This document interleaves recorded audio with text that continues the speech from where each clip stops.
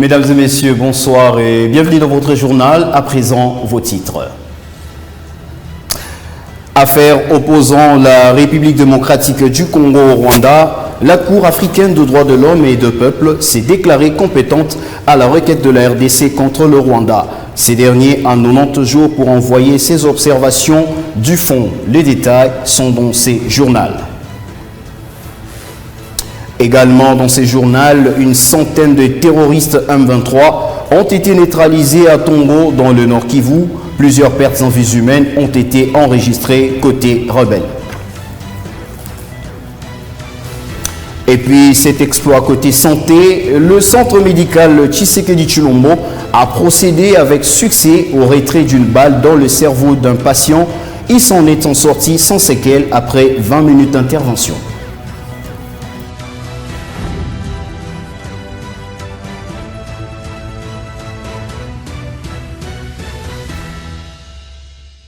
Voilà, comme je le disais, la Cour africaine de droits de l'homme et de peuple s'est déclarée compétente de juger le Rwanda dans l'affaire qui l'oppose à l'RDC à son audience de jeudi dernier à l'occasion de sa 77e session ordinaire à Arusha en Tanzanie. Elle a jugé recevable la requête de la RDC contre son voisin qu'elle accuse d'agression et de graves violations de droits de l'homme dans l'est du pays, notamment de violations de frontières et de massacres dans le Nord Kivu depuis 2022.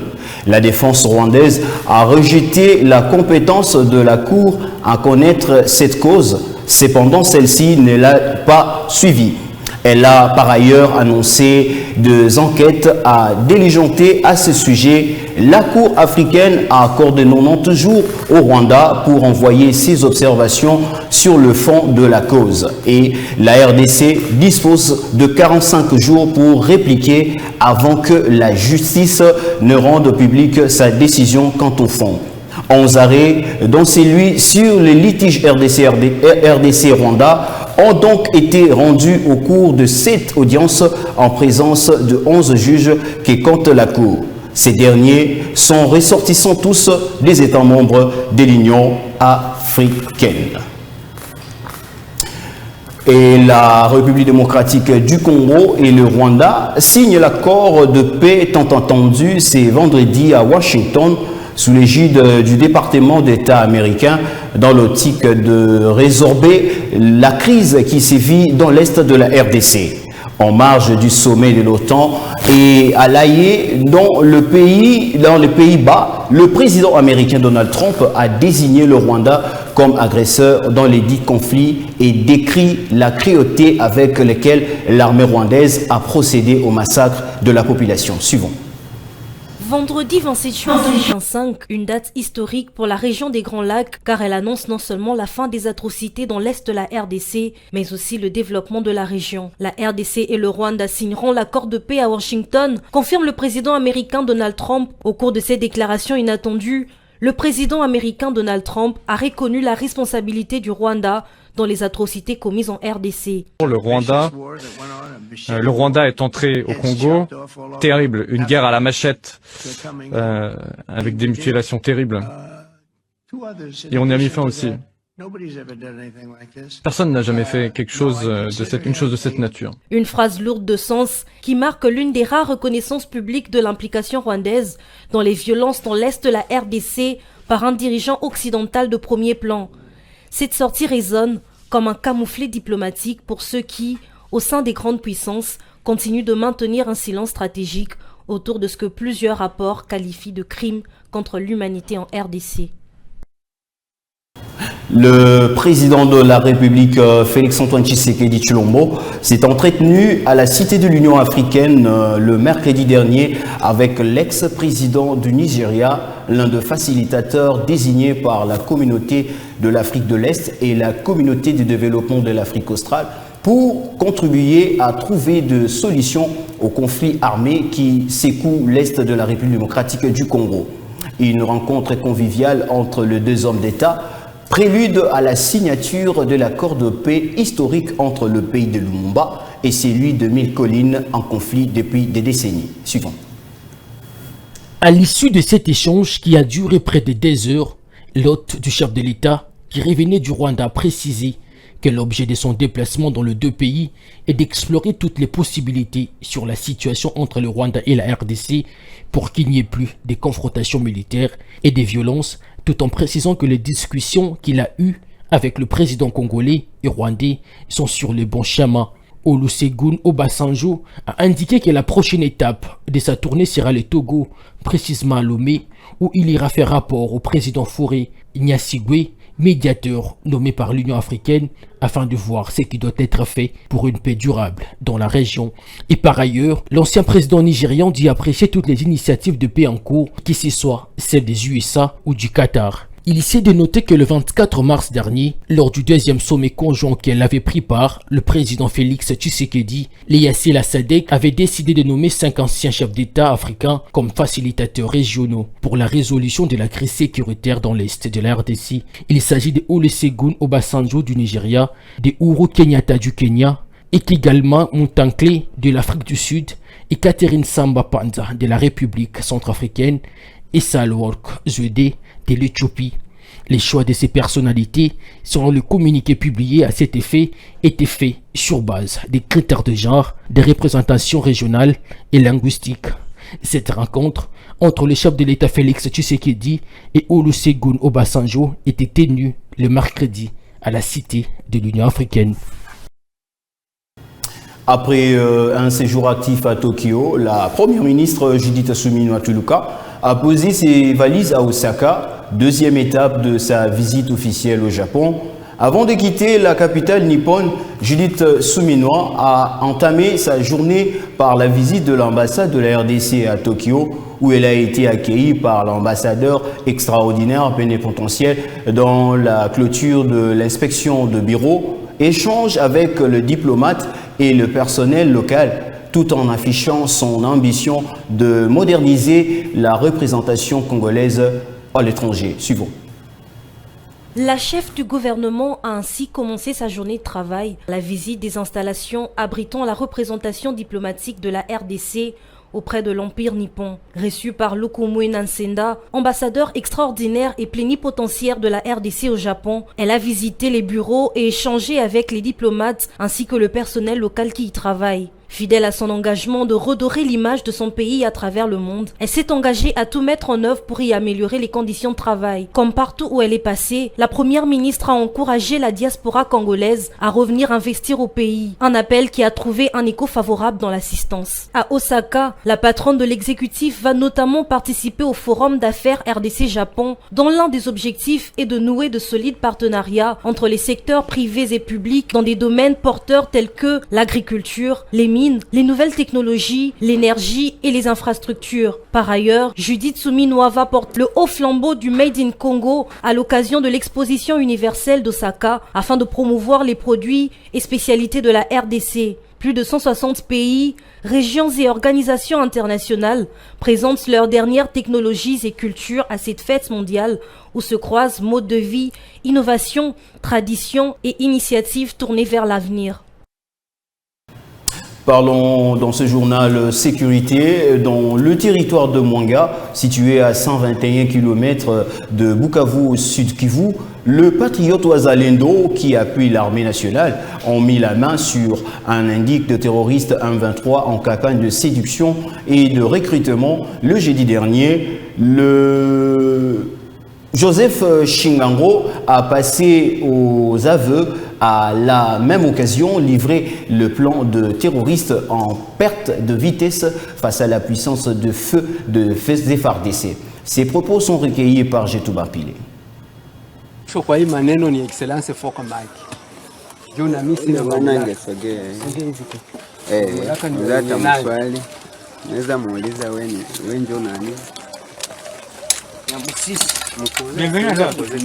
Kijana tuko hapa mbele ya wazalendo wenye wiko Mwenga, wanakontrolea aksi ya Mwenga. Unatumwa na wenzenu kule huko M23, na hapo unapatikana kwenye wakubwa wa wazalendo wanakontrolea aksi ya Mwenga. Na hasa hapa tunataka kukuswali maneno fulani fulani, utajibu. Tunakomba ukue véridique envers wazalendo wana opérer axe. Wewe ni nani? Joseph Chigangu. Unazaliwa wapi? Nazaliwa Walungu Mkama. Ongeza sauti. Village natala yako ni wapi? Mkama Walungu. Mkama Walungu. Ndiyo sauti. Sema na sauti. Ndiyo. Wala. Na nani wanakutuma huko kwetu? Nilitiwa na kababa akanipa nimero ya ndiko. Kama unapatikana hapa je? Mimi napatikana hapa. Kulikuwa mtu malinipatia nimero ndaita nike kamata batu hapa. Batu gani? Baniambia nikamate basoda de batenda jiunga kule kwenye 23. Basoda gani? Ni bazalendo. Nakwambia utabakamatia wapi? Balikwambia utabakamatia wapi? Baniambia nafika pale kukilalo Kadubo, nigeuze gari directement, nibakie pale, batu peke batakia baingie mugari, batu nibabebe Bukavu. Bale basoda ni komanda na basoda yake wao.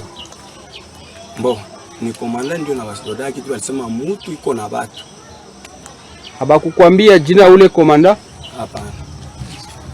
Habakuniambia jina. Ulishaka fika ku territoire ya Mwenga ku axe yenye bazalendo bako? Mbonje niko chauffeur.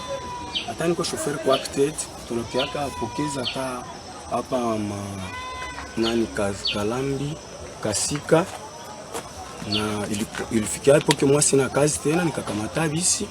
Kaanza tumika nayo kwenda nani Kamituga. Sasa hapa unapatikana mbele ya wazalendo je? Ule mwenye walisema ndabeba ndio mwaniambia nigeuze gari. Jusani limuona nikakuta ni basoda na komanda wao. Akaniambia geuza gari kwa wengine tunaenda kamata. Les forces armées de la République démocratique du Congo ont neutralisé une centaine d'éléments terroristes du M23 à Tongo dans le Nord Kivu dans la nuit de mercredi au jeudi dernier. Plusieurs pertes en vies humaines du côté terroriste, des armes, des munitions saisies et capturées. Images et commentaires. C'est un pas de plus vers l'éradication totale du M23 à Beni. Et lors de la dernière opération, les FARDC ont neutralisé 350 rebelles, dont un général blessé et 9 officiers capturés, et 65 armes et une jeep saisie. Et côté congolais, aucune perte n'a été signalée. Prenant la poutre d'escampette face à la force de frappe de l'armée congolaise, les rebelles du M23 ont abandonné cadavres et munitions. Et cette prouesse des FARDC de Wazalendo vient confirmer la détermination du gouvernement congolais de pacifier totalement l'est du pays. La population de ces coins du pays qui salue le travail des FARDC dit vivre désormais en paix. À Kinshasa, les comités nationaux des patriotes Wazalendo, dirigés par Joseph Zagabé, apportent son soutien total et indéfectible aux FARDC, aux Wazalendo et aux chefs de l'État dans leur effort pour imposer la paix dans la partie orientale du pays. Comme je l'avais annoncé au sommaire, le centre médical Tshisekedi Tshilombo, inauguré par le chef de l'État le 19 avril 2025, venait de réaliser un exploit dans la neurochirurgie le mercredi dernier. Les équipes médicales ont réussi à retirer une balle du cerveau des patients en passant par la neuronavigation, une technologie unique en Afrique, en croire le médecin-chef du dit centre hospitalier. Le patient s'en est sorti sans séquelles au bout de 20 minutes d'intervention. Suivons. L'intervention, conduite avec une rigueur impressionnante, n'a duré que 20 minutes pour extraire la balle. Résultat, aucune lésion, aucun déficit neurologique.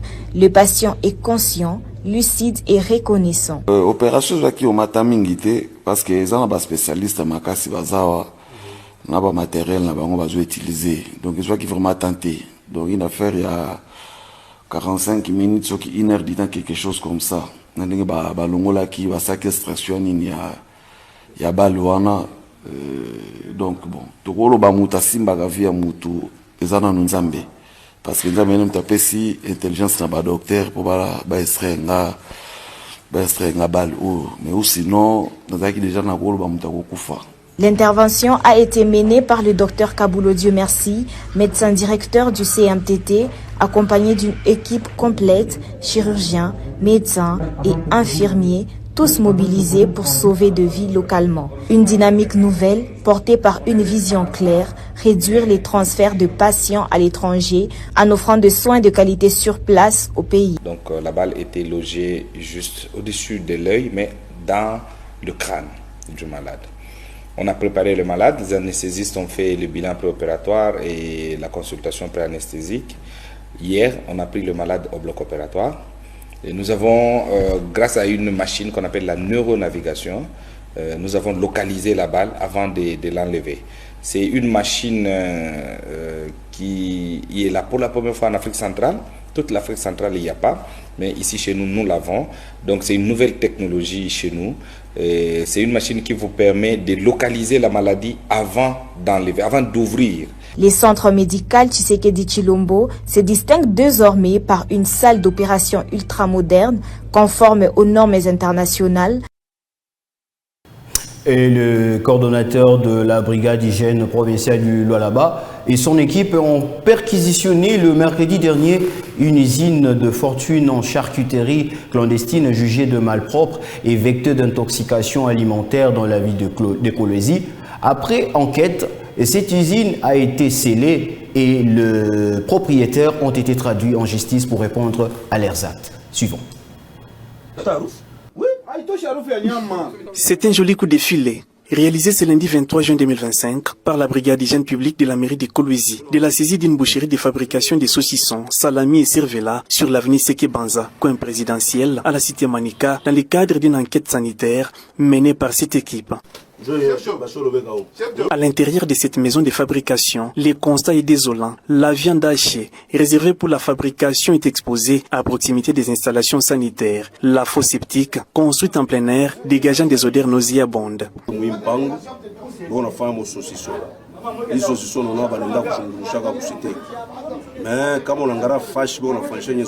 Cette maison de production de saucisses ne ressemble en aucun cas à un lieu de fabrication, mais celle de la multiplicité des maladies contagieuses au sein de l'environnement. La viande a été saisie et d'autres matériels de fabrication. Les coordonnateurs de la brigade d'hygiène publique de la mairie de Kolwezi se félicitent de cette opération, reflet des instructions édictées par le patron de Kolwezi, maître Jacques Massingo Kindele, dans sa noble vision de préserver la santé et le bien-être social de sa population. Les responsables a été arrêtés sur les champs, conduits et présentés auprès de l'autorité urbaine. Indigné de la gravité du dossier, après avoir écouté attentivement les détails fournis par l'officier de la police judiciaire, d'un ton ferme, les protecteurs de la santé des Kolweziens, maître Jacques Massingo Kindele, a ordonné l'audition et l'arrestation de l'incriminé, comme indiqué dans les codes de l'hygiène publique. Une opération qui a alerté la vigilance de la population environnante, qui vivait dans une ignorance permanente de cette maison de fortune, des fabrications de saucisses. Le scellement de cette usine de fortune est un coup de prévention pour la population de la cité Manika et ses environs. Une enquête de traçabilité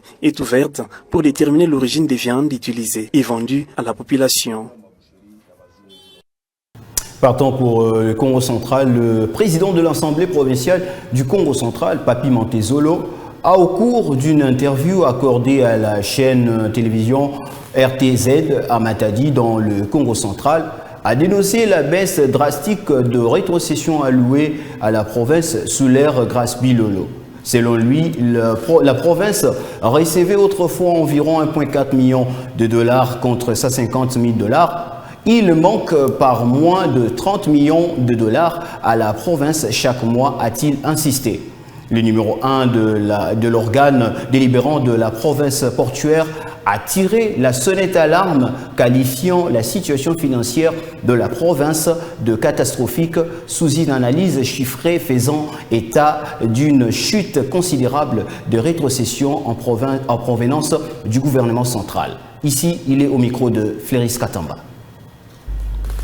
Avant l'avènement du gouverneur Grace Bilolo, la province du Congo central recevait comme rétrocession 3 milliards 200 millions. Et à cette époque maintenant, depuis que le gouverneur Grace est là, on lui donne 410 millions. C'est-à-dire 3 milliards 200 millions, il y a 1 million 400 000 dollars les mois. Mais depuis que le gouverneur Grace est là, on lui donne 150 000 dollars. toke na makambo pétrole ezo ya pe mwani osote toke na makambo pétrole bango babalozwa 1,200,000 $. Depuis le gouverneur Grasse est venu, on donne 140 000. Parce que sinon, on va parler de Grasse Bilolo. C'est-à-dire, on bloque l'argent qui est dit à la province. J'ai parlé au ministre du Budget qui n'a pas crié. Nazoui document, je lui ai montré. Et voilà, ce journal est fini. Nous vous remercions de l'avoir suivi et bonne suite de programme sur les antennes de Copolis Télévision. Merci.